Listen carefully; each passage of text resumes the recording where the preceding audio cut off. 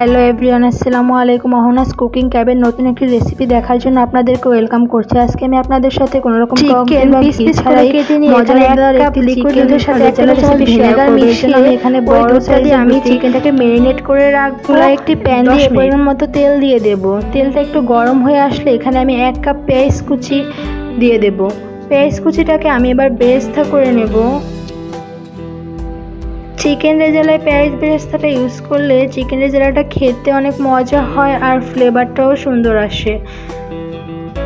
পেঁয়াজ বেরেস্তাটা হয়ে গেলে আমি এখান থেকে অর্ধেকটা পেঁয়াজ বেরেস্তা তুলে রাখবো, কারণ এই পেঁয়াজ বেরেস্তাটা আমরা পরবর্তীতে ইউজ করব।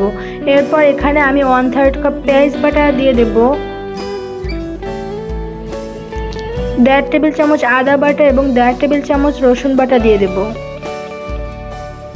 এবার আদা রসুন এবং পেঁয়াজ বাটা ভালো করে তেলের সাথে কিছুক্ষণ ভেজে নেব, যাতে আদা রসুনের কাঁচা গন্ধটা চলে যায়।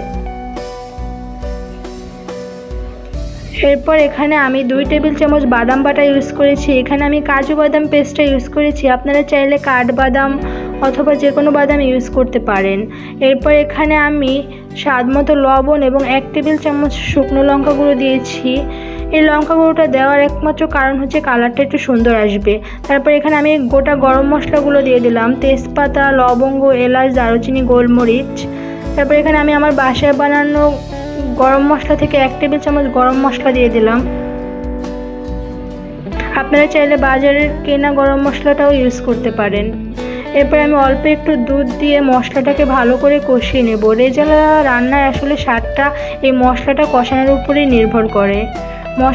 মশলাটাকে বারবার কষিয়ে নিলে রেজালা রান্নাটা অনেক মজার হয়। এখানে আমি 2 টেবিল চামচ টমেটো সস ইউজ করেছি। টমেটো সসটা আপনারা ইউজ করার চেষ্টা করবেন। রেজালায় টমেটো সসটা ইউজ করলে রেজালাটা খেতে খুবই মজা হয়। টমেটো সসটা রেজালার স্বাদটা বহুগুণ বাড়িয়ে দেয়। এরপরে মশলাটা যখন কষাতে তেল ভেসে আসবে, ঠিক ওই পর্যায়ে আমরা ম্যারিনেট করতে রাখা চিকেনটাকে দিয়ে দেব। এবার মশলার সাথে চিকেনটাকে আমরা অনেকক্ষণ কষিয়ে নেব।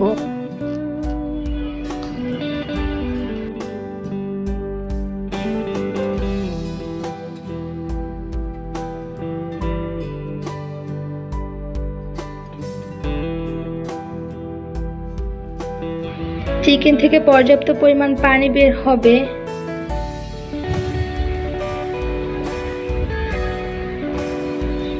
এই পর্যায়ে আসলে আমি এখানে 2 টেবিল চামচ গুঁড়া দুধ ইউজ করছি। আপনারা চাইলে নাও করতে পারেন, তবে গুঁড়া দুধটা ইউজ করলে চিকেন রেজালাটা খেতে একটু বেশি মজা হয়। তারপর এখানে আমি কিছুটা পরিমাণ কাঁচামরিচ ফালি ইউজ করব।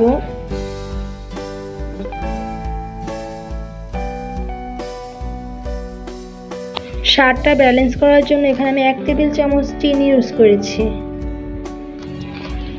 এবার ঢাকনা দিয়ে আমি ভালো করে মাংসটাকে কষিয়ে নেব। যখন মাংসের গা থেকে তেল ছেড়ে আসবে, ঠিক সেই পর্যায়ে আমি এখানে 1 কাপ পরিমাণ লিকুইড দুধ ইউজ করব। এই 1 কাপ লিকুইড দুধেই মাংসটা পারফেক্টভাবে সিদ্ধ হয়ে যাবে।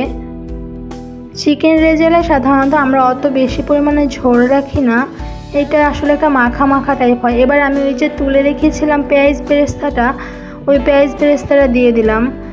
ঝোলটা যখন এই পর্যায়ে চলে আসবে তখন আমরা নামিয়ে নেব। নামিয়ে এবার আমরা পরিবেশন করব। এটা নামিয়ে রাখলে ঝোলটা আর একটু ঘন হয়ে আসবে, তাই একটু ঝোল থাকা অবস্থায় আপনারা নামিয়ে নেওয়ার চেষ্টা করবেন। দেখুন কি সুন্দর হয়েছে রেজালাটা। আপনারা বাসায় অবশ্যই ট্রাই করবেন, আর বাসায় ট্রাই করে আমাকে কমেন্টে জানাবেন কেমন হলো। রেসিপিটা ভালো লাগলে আমার চ্যানেলটা ফলো করে রাখবেন এবং লাইক, কমেন্ট এবং শেয়ার করে যাবেন। আজকের মতো বিদায় নিচ্ছি। আল্লাহ হাফেজ।